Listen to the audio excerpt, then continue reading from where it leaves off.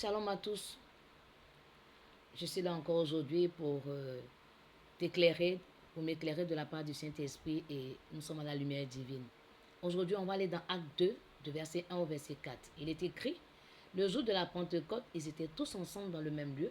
Tout à coup, il vint du ciel un bruit comme celui d'un vent impétueux et il remplit toute la maison où ils étaient assis.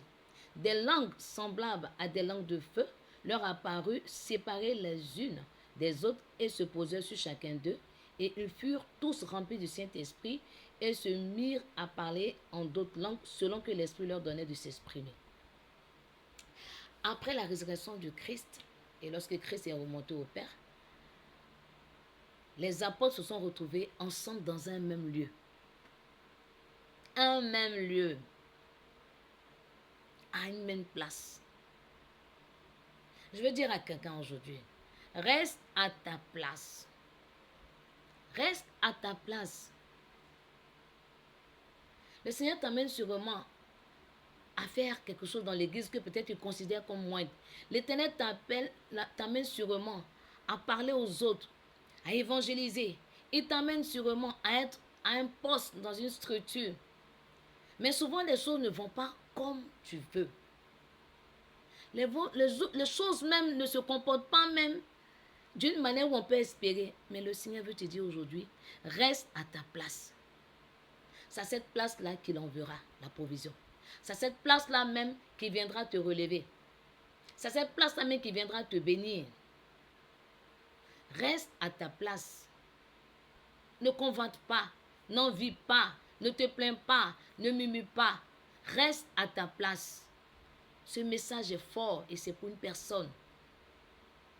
Afin que tu saches que Dieu entend. Le psaume 139 est clair. Il sait tout même avant qu'on ne naisse. Il sait tout. Il est le créateur de tout. Il est omnipotent, omniscient, omniprésent. Il comprend tout. Mais il te dit, reste à ta place. Et pour pouvoir tenir ferme, afin de rester à sa place, afin d'obtenir ce que le Seigneur nous demande, afin d'obtenir ce que le Seigneur a dit pour nous, je vais te présenter quelques attitudes que tu vas avoir. La première, il faut prendre conscience et reconnaître que sans Jésus, nous ne pouvons rien. Et Jean 15 est clair. Sans Jésus, nous ne sommes rien. En deux, on va aller dans Proverbe 3, verset 6. J'aime bien cette interprétation qui dit « Considère Dieu dans toutes tes voies et il te dirigera. » Confie-lui toutes choses, tes émotions, tes sentiments, tes ressentiments. Confie-lui tout et il va te diriger.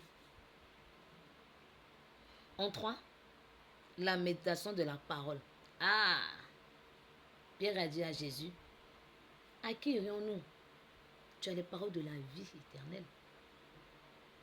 Toutes les prophéties sont dans la Bible. Arrêtons de nous promener comme si on va consulter des marabouts. Toutes les prophéties sont dans la Bible. Les promesses sont dans la Bible. La parole de Dieu est oui, amen. La parole de Dieu est esprit et vie. La parole de Dieu, vraiment, divise tout. Elle nous sépare de tout, de l'ivraie. La parole de Dieu met en nous le vrai. La parole de Dieu nous transforme. Arrêtons de nous baser sur des prophéties. Arrêtons de nous baser sur nos émotions, nos sentiments. Et considère Dieu dans tout. Par exemple, comment considérer Dieu dans tout? Quelque chose simple que moi-même je manifeste maintenant. J'étais très dépensière. Et aujourd'hui, le Seigneur m'a fait passer par beaucoup d'épreuves, surtout au niveau des finances. Aujourd'hui, j'apprends à dire au Seigneur, voici ce que j'ai.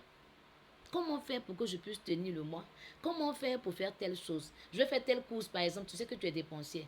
Au lieu de tout dépenser, après tu te retrouves à réfléchir et ça te donne des pressions. De la pression, on va l'oppression. De l'oppression, on va la dépression. Et ça devient encore tout un système.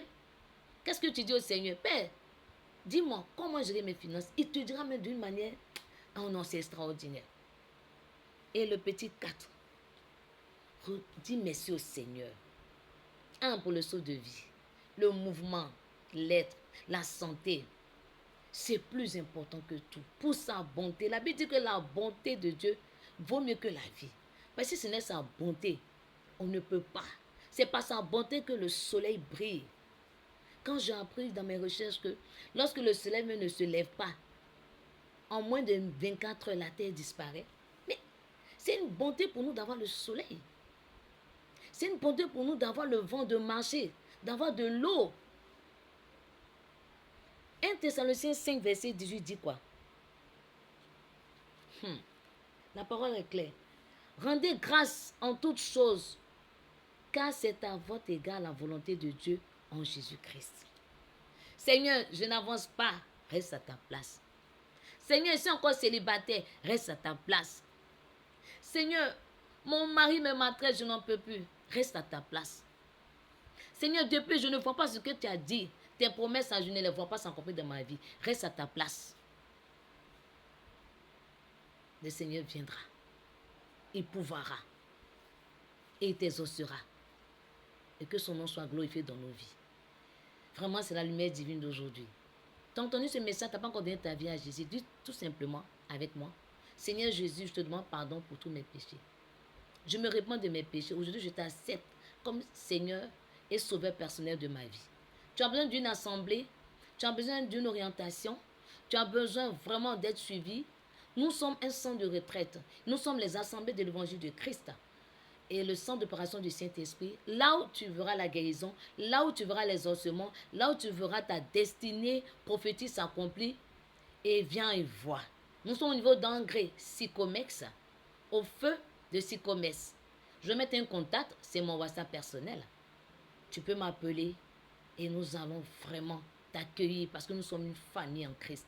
Que le Seigneur vous bénisse et que sa lumière vous éclaire et que vraiment il vous dirige.